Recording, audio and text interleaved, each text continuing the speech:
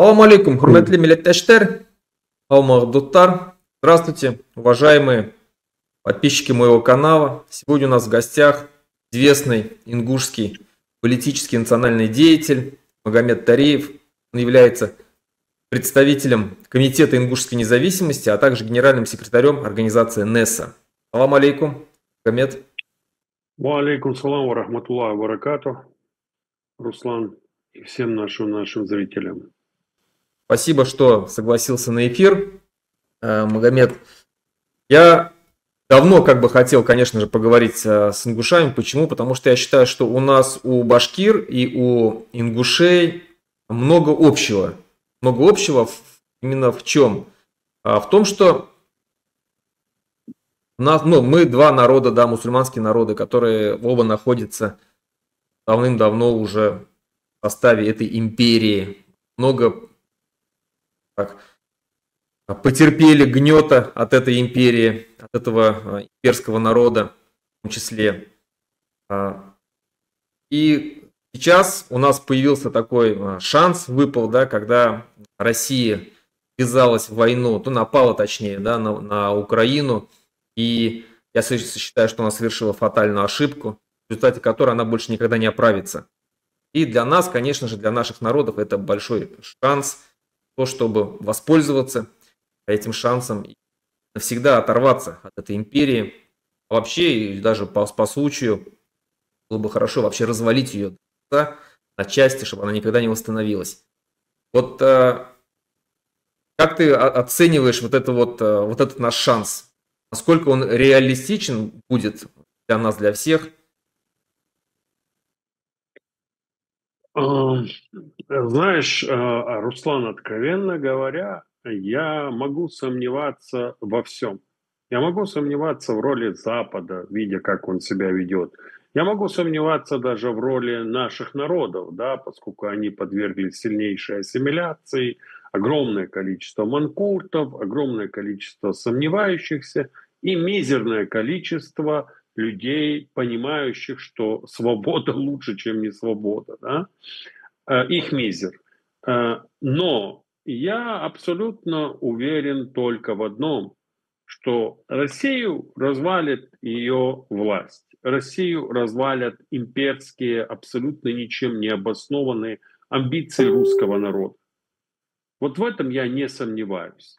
И те, кто сегодня говорят, что Руслан Габасов или Магомед Тареев там разваливают Россию, обрекают нас на нищету и бедность, на самом деле лгут и знают, что они лгут себе.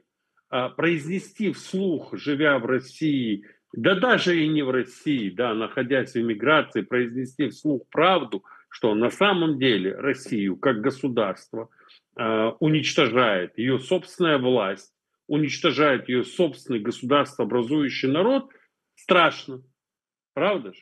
Можно поймать иноагента, можно попасть в розыск и так далее. Соответственно, придумывается то, что вот это Руслан, вот это Магомед. На фоне последних событий, происходящих в США, ты и я прекрасно знаем о том, что всю нашу, скажем так, политическую деятельность первым говорилось о чем, Руслан? О том, что мы агенты ЦРУ, FBI, там, я не знаю кого. Мы агенты Америки, которые хотят по заданию Америки развалить могучую великую Россиюшку. Понимаете? Все. Теперь выясняется, что никто ничего развалить в Америке не хочет.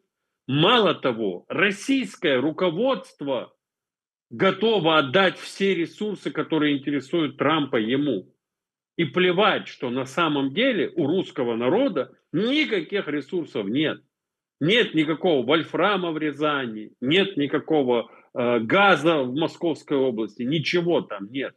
Все, что у них есть, все природные ископаемые, это с национальных республик, правильно? Соответственно, они готовы отдать наше, не свое. И выясняется, что не мы собирались родину продавать, правда же? Но ни один манкурт-ингуш или манкурт-башкир или любой другой манкурт, да, любой национальности, никогда в этом не признается. Он найдет 1000 каких-то оправданий объяснить, что нет, это не так. Но, извините, вообще какие шансы существовать у государства, руководство которого готово отдать все свои природные ресурсы, готово на что угодно, перед кем угодно. У этого государства разве есть будущее? У этого государства разве есть суверенитет? Мы не можем покушаться на то, чего в России нет. Мы не можем забрать у России то, чего у нее нет. И в первую очередь у России нет будущего. И мы не можем его ни дать ей, ни забрать его у него. Все, этот вопрос они решили сами. Причем решили его в 3 разных формах. Сначала в виде Российской империи, у которой не могло быть будущего, потом в виде Советского Союза, у которого тоже не могло быть будущего. И следующий их проект, он абсолютно идентичный 2 предыдущим.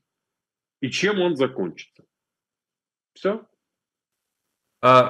Магомед, вот с начала момента войны, то есть когда началась война, вот эта полномасштабная война, я здесь борюсь, создался комитет ингушской независимости, было сильное заявление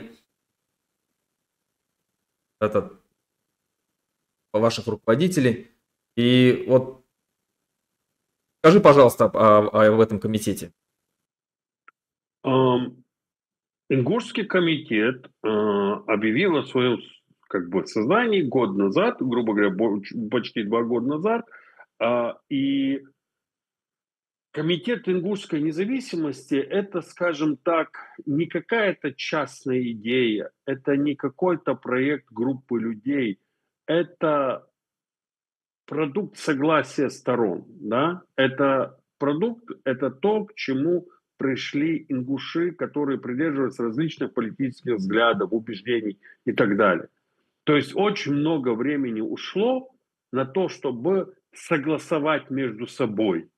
Потому что главным бичом, главной проблемой всех национально-освободительных движений, Руслан, ты прекрасно знаешь, является как, скажем так, настоящие какие-то политические противоречия, так и искусственно создаваемые Москвой, которая очень активно принимает участие в том, что они просто клепают эти фри Бурятия, фри Якутия и все прочее, которые я не считаю ни разу национально-освободительными проектами, да, которые требуют от нас, чтобы мы остались внутри России и тому подобное. Потому что я вполне закономерно жду фри Ингушетию, фри Башкирию и так далее.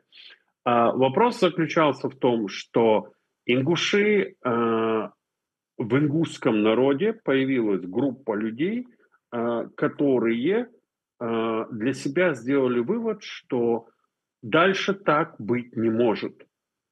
Что вся история ингушского народа, она является какой-то цепью трагедий. Просто одной большой, длинной, непрерывной цепью трагедий ровно с того дня, как русский сапог вступил на нашу землю. Не было договора между нами и русскими, как, в принципе, между вами и русскими, да, который бы они не нарушили. Во все времена. Они нарушали договора, которые подписывали при царях, они нарушали договора, которые подписывали при большевиках, и также легко нарушали все договора, которые были подписаны при демократах. Поэтому, слава богу, это молодые люди, они в большинстве своем моложе меня, и к ним пришло это понимание, что дальше так жить нельзя, что мы не можем жить совместно с этими людьми в этом государстве. И все разговоры о нашей экономической, политической и всей прочей несостоятельности под собой не имеют никаких оснований, кроме как желания русских и, скажем, манкуртов оставить наши народы, или в данном случае ингушский народ, в своем подчинении, а также иметь наши ресурсы и собирать с нас налог кровью, который им нужен постоянно. Я имею в виду войну. Они вечно где-то воюют. Им вечно нужна наша кровь. Поэтому Ингушский комитет, да, это впервые, это довольно серьезное историческое событие для ингушей, потому что у ингушей никогда не было своего государства. Просто никогда. Просто когда Российская империя пришла на Северный Кавказ, ингуши жили своими сообществами, да, кланами. В своих башнях, в своих замках. И, в общем-то, ингуш, скажем так, даже начала 20 века, но вот он абсолютно не нуждался в государстве. Оно только мешало, грабило его. Да? Он был абсолютно самодостаточен. Он сам себя кормил, одевал, обувал, развивал. И, знаете, вот достаточно поехать, чтобы понять разницу между тем, что было, и тем, что теперь есть. Достаточно поехать в горы Ингушетии, увидеть эти огромные замковые башенные комплексы. Увидеть всю эту красоту средневековой архитектуры, которую строили ингуши без России. Да боже, эти замковые комплексы, эти башенные комплексы, они, по-моему, большинство из них старше России лет на 500-600, если не на больше, да? И ты смотришь на них, и потом ты спускаешься на равнину и видишь вот эти убогость. Сначала советскую там совковую, которую понастроили, потом вот эту российскую. И ты понимаешь, Господи, как мы деградировали. До чего мы просто вот вниз. Такой страшный регресс. Вот реально страшный регресс. И поэтому... Магомед, а есть ли поддержка у ингушского населения вот именно идеи независимости? Я был сильно удивлен, приятно удивлен тем, что узнал, что она не просто есть, она очень серьезная.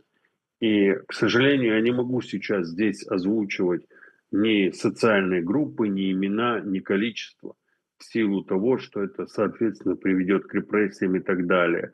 Но она есть. И, честно сказать, я был поражен количеству и мужеству тех людей, которые просто, вот знаешь, они говорят, что мы можем для вас сделать? Чем мы можем помочь? Это было очень приятно. И ты говоришь, пока ничего не делай. Потому что на данный момент любое действие приведет к репрессиям и так далее. И пока у нас нету еще той ситуации. Русские еще не довели Россию до той ситуации. И поэтому я вообще считаю, что всем народам, не русским народам, на данный момент нужно беречь силы. Нужно собираться, нужно готовиться, нужно делать какие-то запасы, нужно обучаться. Русские от нас ждут. И от нас, и знаешь еще, что очень важно, Руслан? Важна наша координация. Потому что очень легко подавить в Башкортостане, да, очень легко подавить в Татарстане или в Дагестане какие-то митинги. Но их невозможно будет подавить во всех национальных республиках. Вот если мы будем едины, для нас, я считаю, это вообще безвыходная ситуация. Мы не можем никак рассчитывать на себя или там только на себя и на своих соседей. Поэтому тогда шанс есть. Согласен. Вступать, если то надо одновременно, одномоментно и везде. Да.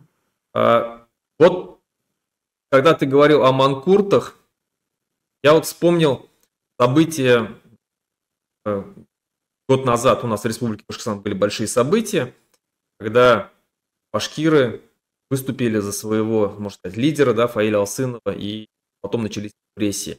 И они мне напомнили события, мы помним все, что, наверное, такие крупные национальные такие протесты, наверное, первые это были именно в Ингушетии, если брать современную историю Российской Федерации, не считая вооруженных конфликтов, там, войны в Чечне, именно вот я и считаю, что такой, достаточно мирный, но в то же время серьезный национальный протест, это был в Ингушетии в 2018 году, 4 октября, когда был такой сепаратный договор, да, между Узбеком Евкуровым, президентом тогда Ингушетии, и Рамзаном Кадыровым, когда отобрали у Ингушетии часть территорий.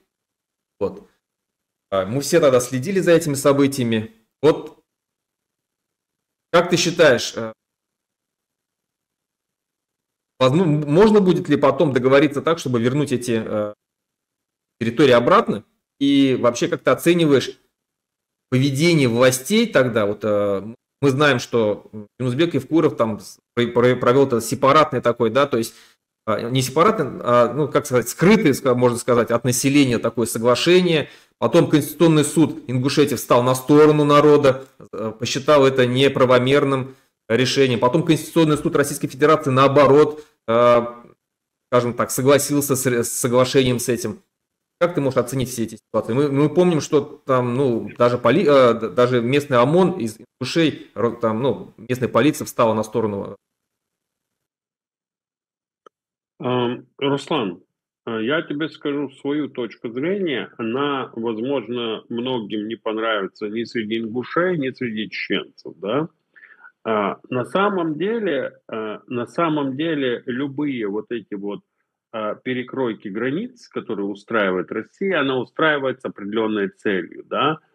Никакой Юнусбек Евкуров и никакой Кадыров в жизни не могли бы подвинуть на метр вперед или назад любую границу. Почему? Потому что все вопросы границ и тому подобное, и административно-территориального деления находятся под жесточайшим контролем Кремля. Никому не позволено к этому прикасаться. Никаким Рамзаном Кадыровым, Евкуром они не доросли и никогда не дорастут до этого уровня. Этого не будет. Потому что если империя позволит где-то регионам, там, как записано в их конституциях, проведение референдумов, эти согласились, и те согласились, и тогда передали, отдали, это все не работает. Это тогда власть теряет свой основной как бы рычаг давления. Плюс к тому, что я считаю, что в 2018 году Россия уже начала подготовку к войне с Украиной, и эта подготовка включала в себя создание межнациональных конфликтов в тех регионах, где возможны антироссийские выступления. Соответственно, изначально был создан межнациональный конфликт между кабардинцами и балкарцами, Кабардино-Балкарии. Тоже с участием ОМОНа, драки, избиения, аресты активистов. Такая хорошая рознь посеяна межнациональная. Да? После этого перешли уже к Остино-Ингушскому вопросу. Да? Там тоже разожгли все это. После этого перешли в Дагестано-чеченскую ситуацию и начали там разжигать со втыканием столбов и так далее. То есть, зная ситуацию на Северном Кавказе, зная, насколько там сильны федеральные силы, насколько там все пронизано ФСБшной агентурой, насколько регион насыщен спецслужбами, МВД, армией, допустить какие-то эксцессы, предположить, что кто-то как-то, тем более со стороны властей, посмел как-то дергаться, извините, это невозможно. Это все были целенаправленные абсолютно акции, потому что это все очень правильно с точки зрения войны. Когда ты направляешься на войну с Украиной, и у тебя в тылу остается Северный Кавказ, который ты 20 лет топил в крови, в котором не прекращается сопротивление маленьких групп, да, в котором еще и прошла радикализация местами этих групп серьезная, то рассчитывать на то, что противник, ну, они-то считали, что Украина будет к этому гораздо серьезнее подходить, да, они рассчитывали, они опасались того, что Украина может провести контрдействие, то есть она может сделать что-то такое в поддержку северокавказских народов, в объединении северокавказских народов на антироссийской платформе. То есть русские думали так, что Украина способна на это, потому что они на это способны, и они бы на это пошли, и они бы это сделали. Они, безусловно, бы поддержали бы сопротивление, они, безусловно, насытили бы его всем, чем нужно, и создали бы дополнительные проблемы противнику. Да? Но потому что они все это очень прекрасно понимают. Они прекрасно разбираются в нас. Они плохо разбираются в украинцах, но у нас они за эти года научились разбираться достаточно хорошо. И когда пошли эти протесты, да, когда пошли эти протесты в Ингушетии, я изначально узнав о том, что случилось, я понимал, что это все искусственно созданная ситуация, просто провокативная. Меня поразил только один момент. То люди, на тот момент еще не существовало никакого комитета ингушской независимости, но люди, ингуши, протестующие против этих решений в Ингушетии, вышли с российскими флагами. Вот для меня это был как бы конец. Я говорю, ну, я понимаю, можете выйти только с ингушскими флагами, да, но выходить с российскими флагами и требовать что-то от России, я не могу стать под российский флаг. Вот будьте вы 1000 раз правы или 1000 раз неправы. Человек для меня не русский человек, мне не важно, ингуш он, чеченец, дагестанец, башкир, бурят, якут, мне не важно. Если он стоит под российским флагом, если он признает этот флаг своим государственным, я не встану рядом с этим человеком. Принципиально. Потому что у этого человека в руках символ этого исходника зла.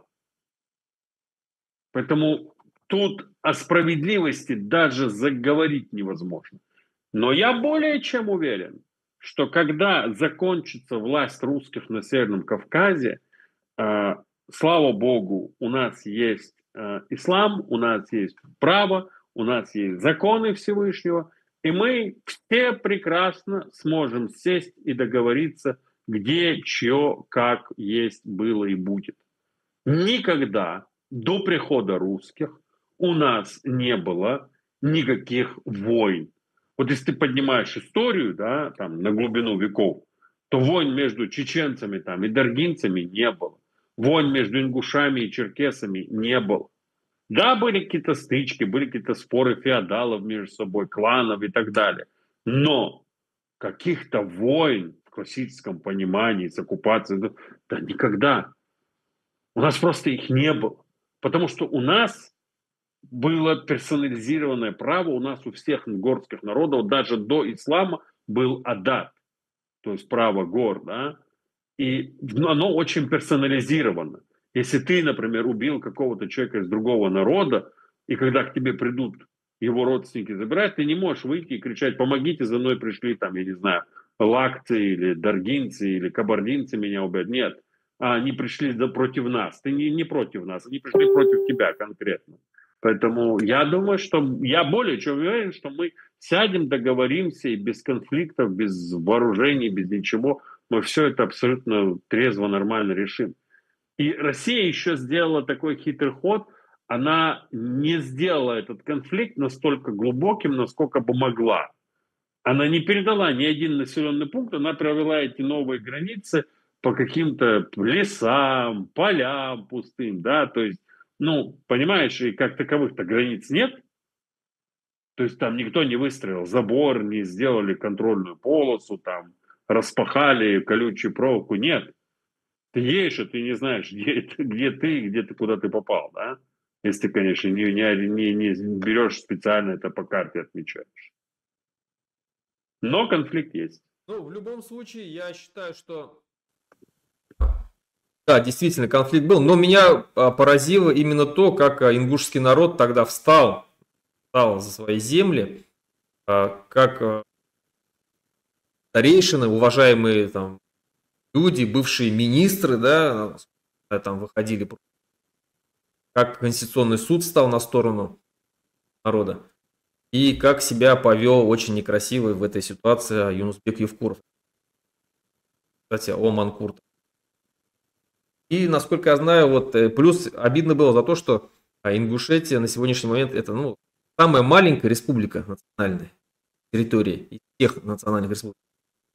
У нее отрезали земли, плюс вспомнить, если когда осетинам ушли земли, тоже, кстати, Ну, да. Руслан, есть деятели со стороны всех, вот кто вокруг нас, там есть деятели, да, если ты их спросишь, то, ну, ингушей вообще нигде нет, и иногда я этим деятелям говорю: слушай, вы мне начинаете напоминать, ингуши мне, когда я вас слушаю, да, ингуши мне начинают напоминать палестинцев, понимаете? Только я говорю, у нас я говорю, понимаете, вот есть эти же родовые замки, эти башни и так далее, и так далее.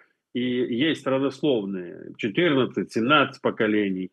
Многие из тех, кто нам сегодня там пытаются доказать, что у нас вообще нет земли, я очень тоже, кстати, интересную деталь отметил. они сами не могут определить, какого они рода племени. Поэтому я, честно скажу, этих ярых борцунов за земельный вопрос на Северном Кавказе, которые находятся в полном ведении русских, да, я, конечно же, считаю их абсолютно либо полезными идиотами, которых русские используют, либо их подготовленными агентами, цель которых – разжигание вражды и По- нарушение Конституции им и разжигание межнациональной розни им сходит с рук. Вот никаких им статей. То, за что любого башкира, ингуша просто за секунду примут, эти люди ходят и говорят, что эти границы неправильные, и там кто-то не должен жить, а кто-то должен жить, и так далее, и так далее. То есть нормально так нарушают. Но ничего, русская община отдыхает. Даже им такие речи не сходят с рук. А нашим манкуртам сходят. И я понимаю, что наши манкурты, они ценнее для Кремля, наши провокаторы, разжигатели межнациональной розни и так далее, они ценнее для Кремля, чем сотня русских общин. Ну и последнее, вот что я хотел, скажем так, если так, из истории, небольшой истории народа, Ингушетии, это вот Руслан Аушев, первый президент Ингушской республики, и он был большим другом Муртазы Рахимова, всегда его поддерживал, и там они на федеральном уровне вместе, скажем так, в союзе были. А как ты оценишь его роль? Вот, как он в памяти остался у ингушского народа?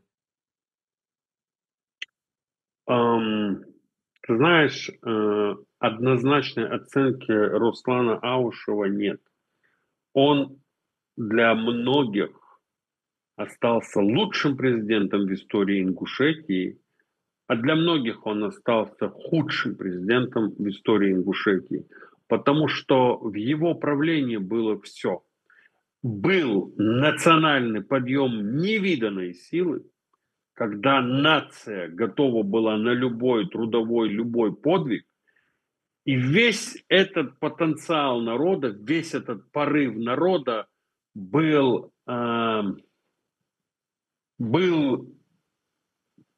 потушен, был истрачен на кумовстве, на коррупции какой-то очень мелкой, на каких-то, понимаешь, на какой-то абсолютной попытке установления автократии, да, и фактического установления диктатуры, когда не было ни оппозиционных СМИ, не было ни оппозиционного ничего. Все запрещалось. Понимаешь? Вот сведение политики к тому, что в Ингушетии это казарма, где все должны выполнять приказы Руслана Султановича Аушева. И кто не выполняет приказы Руслана Султановича Аушева, тот должен убираться из республики. Никакая критика в адрес Руслана Султановича Аушева, даже я помню, когда на каких-то выборах журналист спросил, а почему не дать баллотироваться этому оппозиционному кандидату, там какие-то местные выборы были, не выборы президента, типа, почему не дать ему баллотироваться? Кадзоев, по-моему, был этот кандидат. И Аушев такой, кому? Он говорит, ну вот этому. Тот говорит, ты чё?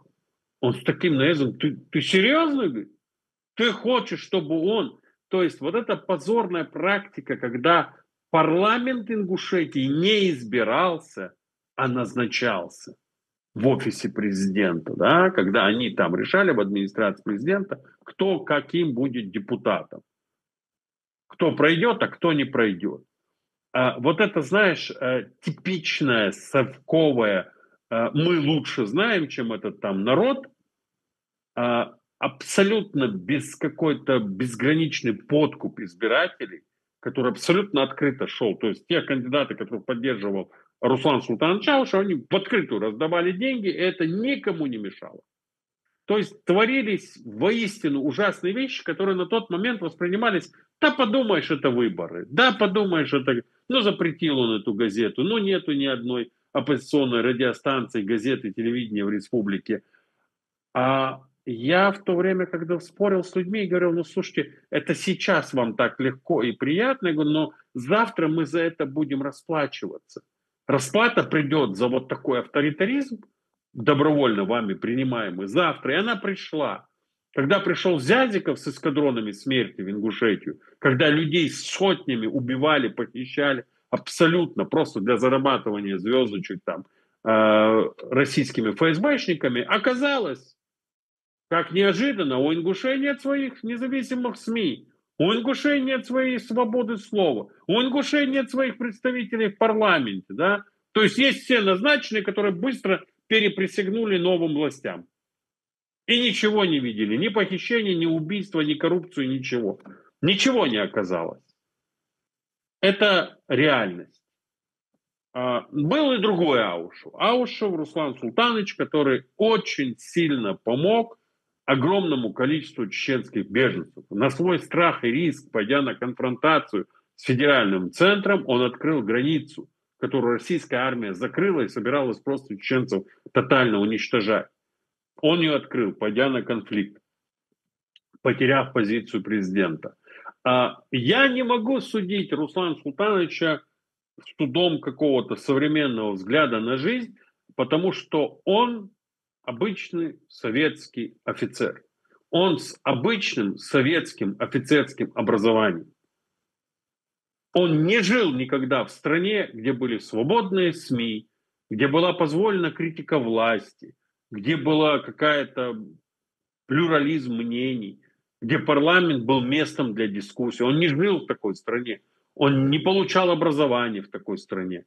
Он строил тот мир, который он понимал, видел и то, что он считал правильным. Он не был в плане, я его не считаю каким-то преступником, да, который, это специально замыслил. Да, он раздавал все должности своим там друзьям, родственникам, исходя из простой логики, что это его люди, он им может доверять, а тех он не знает. Профессионализм у нас всегда был на 10-м месте. В первую очередь для нас было важно, там, чтобы был свой человек, преданный человек.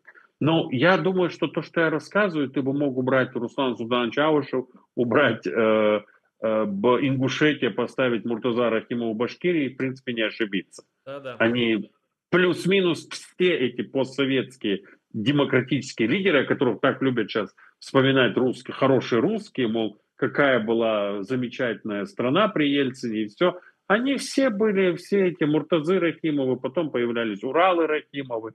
У нас ходили листовки по республике, там глава Центробанка Аушев, там министр такой-то Аушев, министр такой-то, там 40 фамилий, по-моему. И написано было: мы больше не Ингушетия, мы Аушетия, да, спасибо тебе, кормилец ты наш. Я помню это все, это среди студентов эти листовки ходили нелегально. И я разговаривал с представителем Калмыкии, в принципе, плюс-минус то же самое. Так что, Руслан, это все. Вот. А как так получилось, что бывшая Чечено-Ингушская республика, когда-то одна республика, которая смещала два народа в себе, после развала СССР по главе одной из чеченцев становится офицер советской армии и провозглашает независимость, а в другой приходит офицер советской армии и входит в состав Российской Федерации?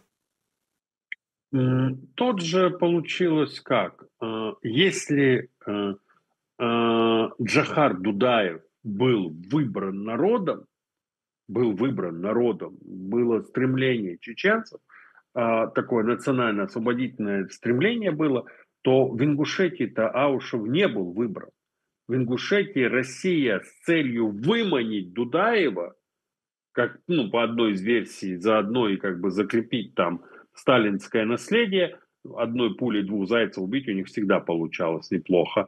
Они затеяли вот этот сино-ингушский конфликт, который, по сути, представлял резню ингушского населения. Просто утром набросились на ингушей, начали убивать их, после этого ингуши начали сопротивляться кое-как, да, там какое-то слабое сопротивление абсолютно советских, не готовых к войне людей, да, потому что они прошли через ряд там провокаций, тут на них накидывается российская армия, целью которой было выманить Дудаева на помощь ингушам. Типа он придет ингушам на помощь и тут объявить, что вот Дудаев напал на Ингушетию. Изначально, кстати, первый указ был такой, что войска введены в Ингушетию, в Осетию, вот это все, с целью защиты Ингушетии от нападения дудаевцев. Понимаешь? То есть они изначально планировали. А Аушева никто не выбирал. Аушева на тот момент просто Ельцин назначил главой, исполняющим обязанности временной администрации, там, главы и так далее. Выборы, все это было потом. То есть Аушев приехал как российский чиновник, а Дудаев-то пришел как генерал. Вопрос еще был в чем?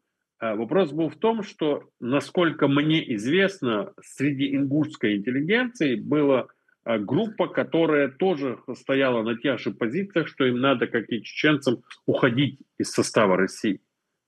Просто уходить из состава России. И, к сожалению, Россия сыграла опять в очередную уловку дьявола. Начались сепаратные переговоры о том, что если мы не уйдем вместе с чеченцами из России, да, или сами по себе из состава России, то нам вернут то, что при Сталине у нас забрали. А это колыбель ингушского народа. И все на это, скажем так, мягко говоря, повелись и поверили. Хотя единственное, я считаю, гарантией возвращения у нас, нам отторгнутых при Сталине наших как бы основных земель, является наш уход из России. Вот если бы мы ушли, тогда нас бы догнали и говорили, вот, возьмите, пожалуйста. Но наши поверили, там, скажем так, группа интеллигенции, которые пытались создать Ингушскую республику и так далее, но и остались в надежде, что как бы Россия очередной раз держит слово. Но она не сдержала. И с тех пор каждые выборы в Ингушетии, каждый депутат начинал с того, на выборах это просто они как клятву или как заклинание. Я решу проблему пригородного района. Я решу проблему пригородного района. Никто ничего не решил, конечно же. И Россия не даст решить. Даже те остины, которые туда переселили, если завтра будет какой-то супер ковид, и они все умрут, то Россия, чтобы не пустить туда ингушей, переселит туда кого угодно. Даже украинцев с Мелитополя возьмут, этих оккупированных территорий, их туда поселят. Но ингушам Россия никогда ничего не вернет. Как и другим народам. Как и другим народам. Всем. Без исключения. Не для этого это все забиралось. Поэтому, как бы, ну, вот так разошлись пути. И мне искренне жаль, что Ингушетия в 91 году, и вообще мне жаль, что все национальные республики, абсолютно все, округа, республики и так далее, все должны были просто отделиться от русских. По факту. Я согласен, я в своей книге же об этом пишу, что если бы тогда, ну, как минимум, Чеченскую империю поддержала бы Татарстан и Башкортостан, допустим, заявили бы о зависимости, выходе из состава России, то я думаю, что сегодня было бы совершенно другое, наверное, у нас положение, да, и, скорее всего, уже тогда бы не было бы никакой войны и не против чеченского народа, и просто сил не хватило бы у России воевать одновременно там с тремя, а плюс это бы сподвигло бы там и выступление других уже национальных республик, я так уверен в этом, просто не хватило бы. Но сил не хватило бы. Но, к сожалению, тогда все, скажем так, да, вернулись от Чечни, никто не... Ну так, мысленно поддерживали. Я знаю, что и Марахимов отправлял туда это, колонны машин с гуманитарной помощью, там наши националисты башкирские ездили там в Асаево, встречались с ним. Татарские националисты ездили. Но это все равно не то. Абсолютно. На государственном. Ну, Руслан, знаешь, что самое противное? Что, к сожалению, эта война в Чечне, первая война в Чечне, была горячо поддержана американцами. И Клинтон профинансировал всю эту войну. Это к вопросу американских ценностей, американского стремления к свободе. Поэтому, когда я слышу охи, ахи и вздохи в адрес Трампа, да, то мне становится не по себе. В этом плане я очень сильно понимаю и поддерживаю Трампа. Потому что он хотя бы честно говорит о том, что мы уйдем, мы за это платить не будем. Или вот это отдайте нам, и мы тогда сделаем. Потому что Клинтон все это время рассказывал прекрасные демократические речи, толкал, зная, досконально зная, что творит российская армия в Чечне, будучи страшно расстроенным провалом штурма новогоднего в Грозном, не понимая, крича на своих генералов, как вообще такое могло быть, кто они такие, эти чеченцы, что они разбили ту армию, которую мы тут, извините, последние 50 лет боялись. Понимаешь? И вот для меня сегодня, да, есть понимание того, что поднимутся все республики, не поднимутся. Очень важна роль тех, кто встанет со стороны нашего противника, естественного, природного противника. Потому что Трамп станет, если ему будет интересно с той стороны, хотя бы он честно говорит, если башкиры придут и скажут, смотри, мы тебе даем такой-то процент от своей газовой добычи, ингуши говорят, а мы тебе даем такой-то процент от там, нефтедобычи, да, то дай нам оружие, дай нам это, и все, и он скажет, ну да, хорошо, что у русских есть в Суздале, что у русских есть в Рязани или в Воронеже, то есть шанс. А Клинтоны, Обамы и все прочие, они очень красиво говорили о демократии, о правах человека, осуждали гневно Россию за те или иные моменты, да, с ее нарушениями, но при этом давали щедро денег на убийство чеченцев, не скупились. Вот такая вот Если уж ситуация. мы затронули Америку, да, то сегодняшние события, действительно, вот как ты вначале правильно сказал, очень, скажем так, многое сегодняшняя вата не понимает, как себя вести в этой ситуации. Тут и Венс недавно там флаг российский выложил, да, и хвалясь им, поддерживая там Россию. То есть буквально недавно они все мочили, там пиндосов. Сейчас у них такой диссонанс, да, то есть головного мозга, что говорить и как вообще реагировать. Потому что Трамп, он сегодня говорит одно, завтра говорит другое. Введу санкции против России, помогу России, Зеленский диктатор, Путин красавчик и наоборот. То есть что сегодня происходит вот, в страны Америки, что они делают, вот, твое мнение? Как это отразится на нас? Я думаю, что американцы начали формирование абсолютно нового мирового порядка. Они абсолютно хотят изменить все, включая свою роль в нем. Все советуют почитать доклад Heritage, фонда Heritage «Будущее 2025». Я пока до него не добрался, что там все идет как по буквам. Вы знаете, я в принципе, Руслан, скажу так. Политика предыдущей администрации, да, когда людям доказывали, что есть 53 гендера, когда людям говорили меняйте пол и себе, и своим детям, и чуть ли не собирались это делать обязательным, да, вот эта вся политика, когда, знаешь, я знаком с многими в правозащитном движении, и когда Кадыров устраивал массовые казни в Чечне, то было крайне сложно помочь там своим друзьям, которые пытались выехать из Чечни, но при этом каких-то, скажем так, жителей Чечни нетрадиционной ориентации, да, вывозили. И вот человек нетрадиционной ориентации, его спасают. Простого чеченца, который ничего плохого не сделал, работал там электриком, водителем, я не знаю, пекарем, он обречен. И вот эта политика, причем эта политика на всех уровнях, да, это политика, требующая ненормальное признать нормальным, неправильное признать правильным, да, политика, идущая в нарушение всех наших, там, скажем, религиозных норм и убеждений. И причем, ладно, делайте это сами и оставьте нас в покое. Но нет же, от тебя что же это требует, понимаешь? Навязывали. Навязывали и требовали. Да, твоя религия, твоя вера, будь ты мусульманин, католик и так далее, это запрещает, но мы хотим, чтобы было так. Почему? Потому что мы считаем это справедливым, правильным и так далее. То есть они, в принципе, какие-то идеи там защиты людей, равноправия и так далее довели до абсолютного маразма, довели народ до того, что сегодня то, что делает Трамп, очень многих устраивает. Потому что для них это гораздо лучше, чем то, что было до этого. Потому что Трамп сказал, есть два гендера. С чем, скажем так, согласна медицина и все религии мира.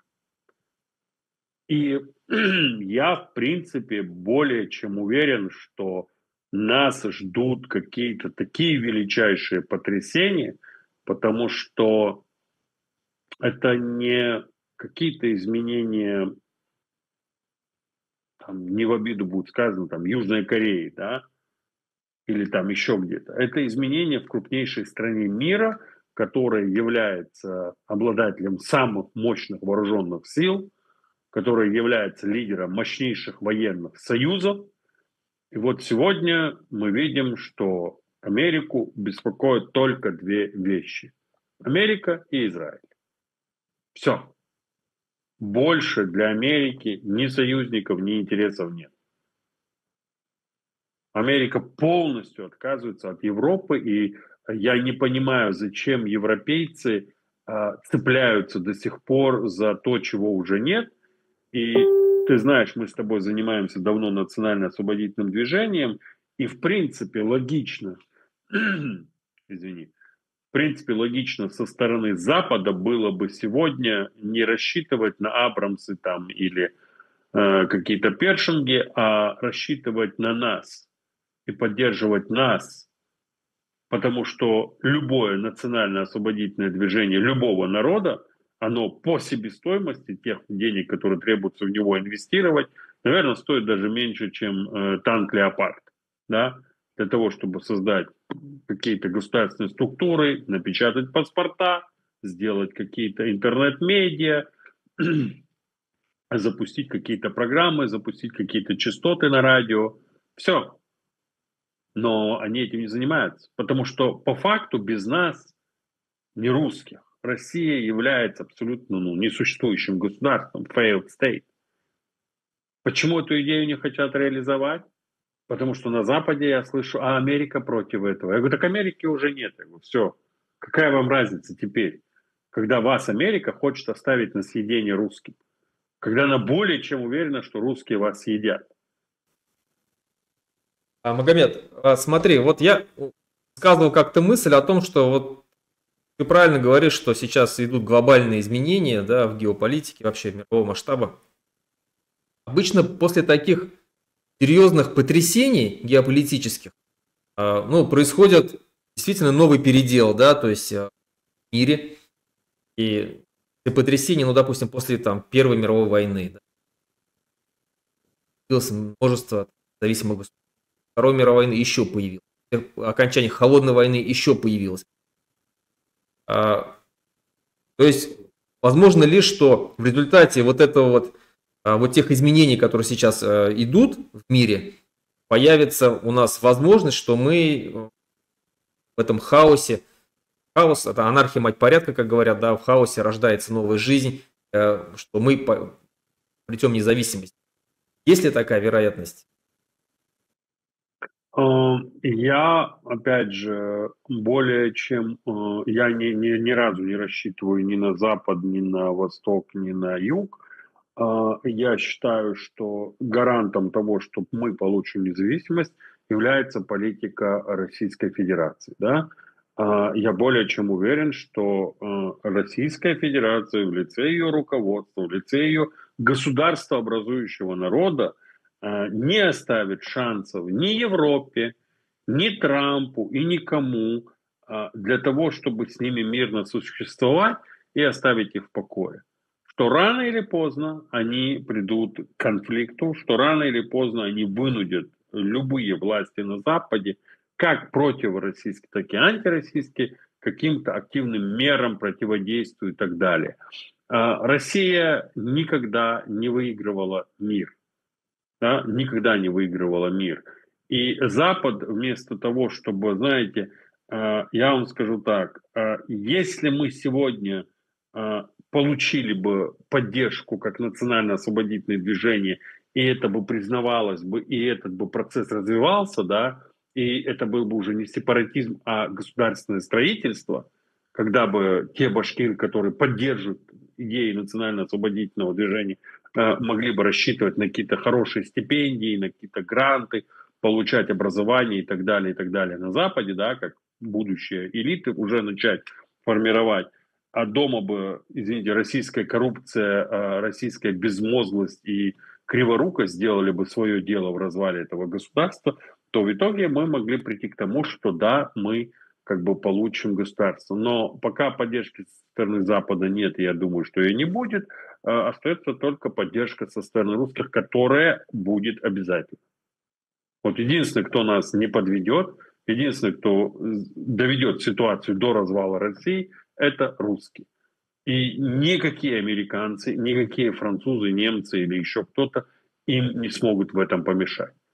Потому что в случае Российской империи, что в случае Советского Союза, все вокруг находящиеся крупные страны были абсолютно как бы, ну, против этого развала. Да? Поэтому, когда Российская империя развалилась, это была проблема для Англии и Франции, оставшихся один на один с кайзером, да. А в Советский Союз, когда развалился, доказательством того, что этого никто не хотел, из действующей администрации США, это визит Буша в Киев, где он умолял остаться украинцев в составе России. Просто умолял. Поэтому тут как бы сомнений нет. Магомед, смотри, я считаю, что разговаривать будут с теми, кто контролирует ситуацию на местах. И когда наступит вот этот хаос, вот эта большая смута, так называемая, она обязательно наступит. Здесь уже нельзя будет, не надо, точнее, будет смотреть там на позицию Запада, на позицию Америки. Делать свои дела на местах. Делать свои дела на местах, брать власть в свои руки, объявлять о независимости и контролировать территорию. А уже потом с тобой будут разговаривать. И, ну, это яркий пример, да, мы можем множество привести примеров таких, когда, если избрать из истории, после развала Российской империи, Литва, Латвия, Эстония объявили независимости, то есть без поддержки каких-либо там государств, мало того, там, Германия были против.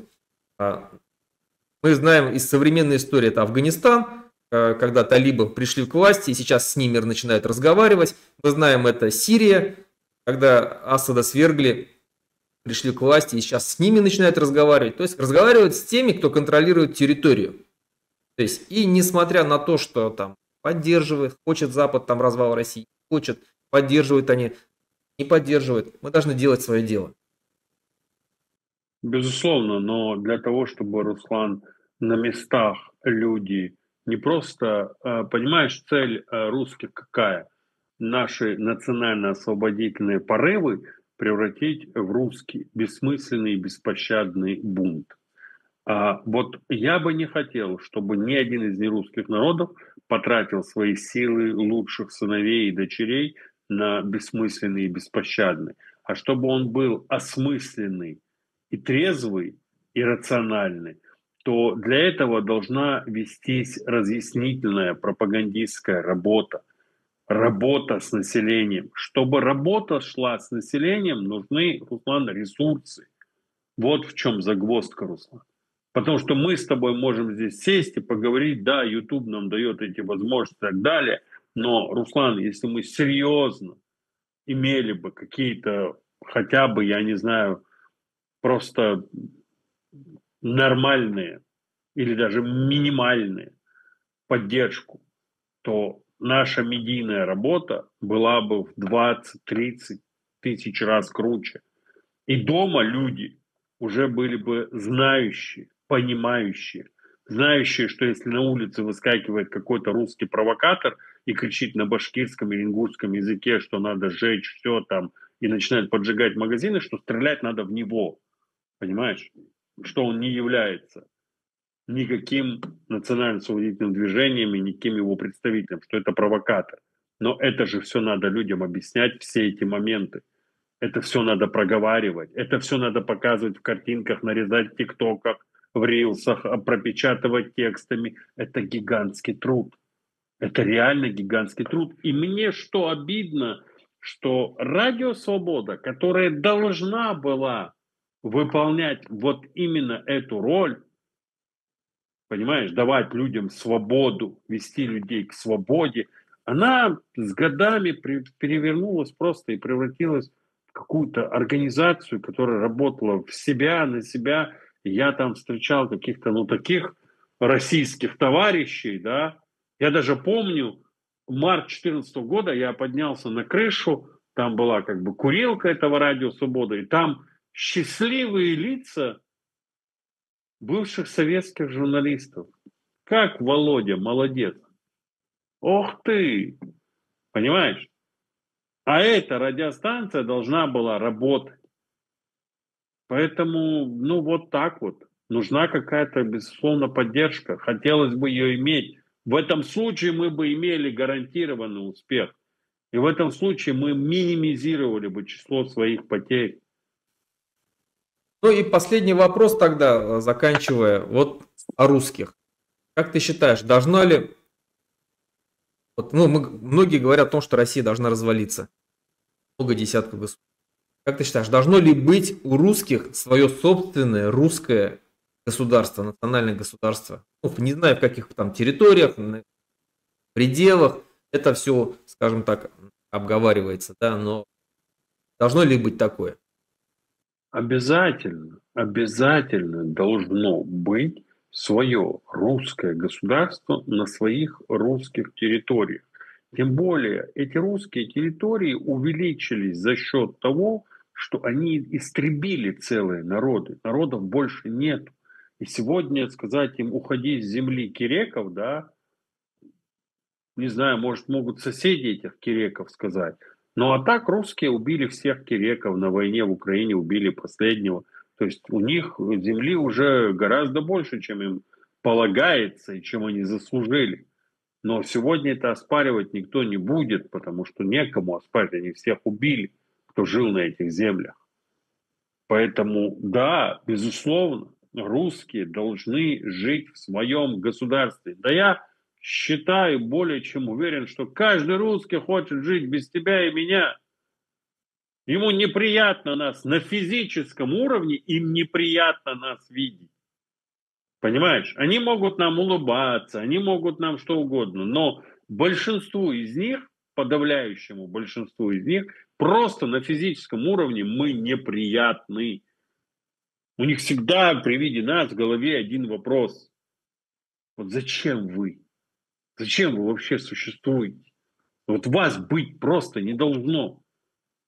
Ну не путайтесь под ногами, не мешайте нам. У нас такой, у них там был генерал такой Слепцов, палач, естественно, его именем там пытались назвать населенные пункты. И вот он абсолютно искренне приехал в Ингушетию, писал о том, что во время Кавказской войны, да какое право имеют эти дикари, эти варвары жить в столь благословенном краю, в столь красивом краю. Вот и вся их философия, она не изменилась. Поэтому русские должны жить в своем русском государстве. Те русские, которые хотят, например, жить в Ингушетии, говорят, нет, мы хотим жить в Ингушетии, мы не хотим жить в русском государстве, они должны остаться жить в Ингушетии на тех же правах, как и все другие. Если башкиры какие-то приедут, захотят жить в Ингушетии, да пожалуйста, живите на общих правах, соблюдая законы Ингушетии и так далее, и так далее. То есть для меня не стоит вопрос национальности. Я даже иногда с ингушами, когда возникают какие-то споры, я там, когда заходят споры далеко, я говорю, хорошо, хорошо, когда мы будем независимы, я точно уеду или в Якутию, или еще куда-то, но подальше от вас буду там жить. Но я бы, правда, очень хотел, чтобы как бы не возникало межнациональных конфликтов, которые очень выгодны России. Все люди имеют право жить и так далее, но не имеют права жить ватники. Не имеют права жить те, которые будут рассказывать мне, это же была Россия. Чтобы они моим детям говорили, а вот 40 лет назад здесь была, извините меня, Российская Федерация.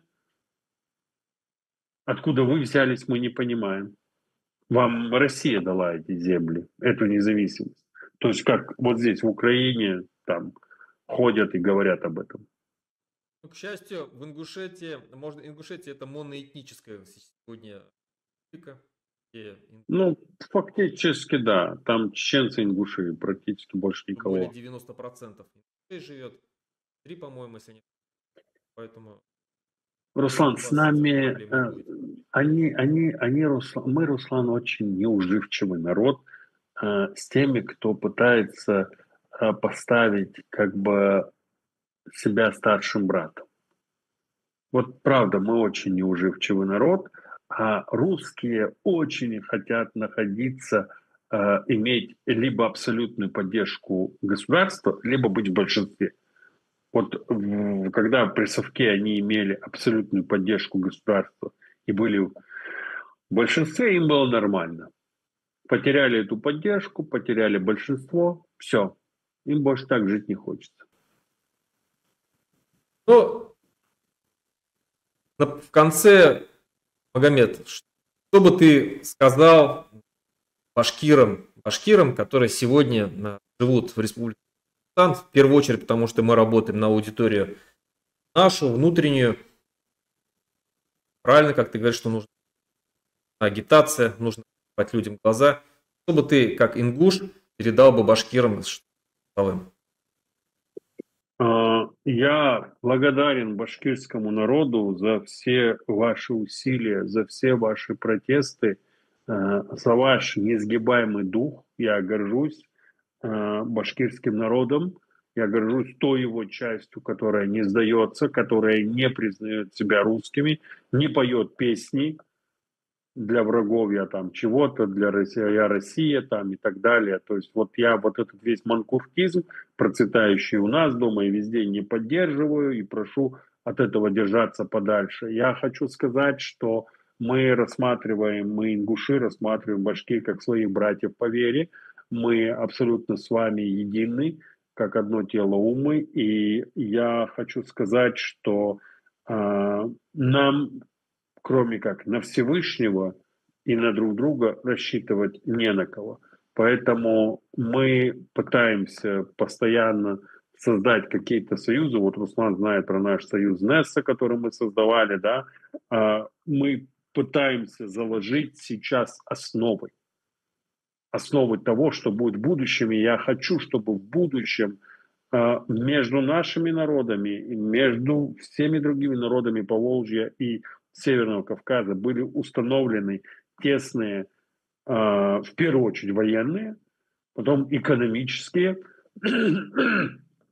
извиняюсь, образовательные связи.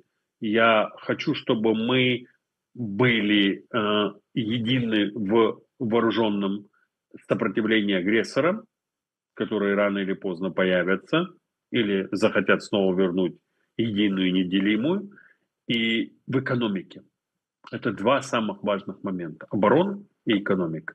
И я очень рассчитываю на башкир, на их поддержку, на то, что это безумно талантливый народ, это народ, который выдержал столько лет страшного давления ассимиляции, поэтому я думаю, что у нас есть шанс построить свои государства, и у нас есть шанс создать настоящие экономические и военные союзы, которые в будущем принесут нам безопасность и процветание.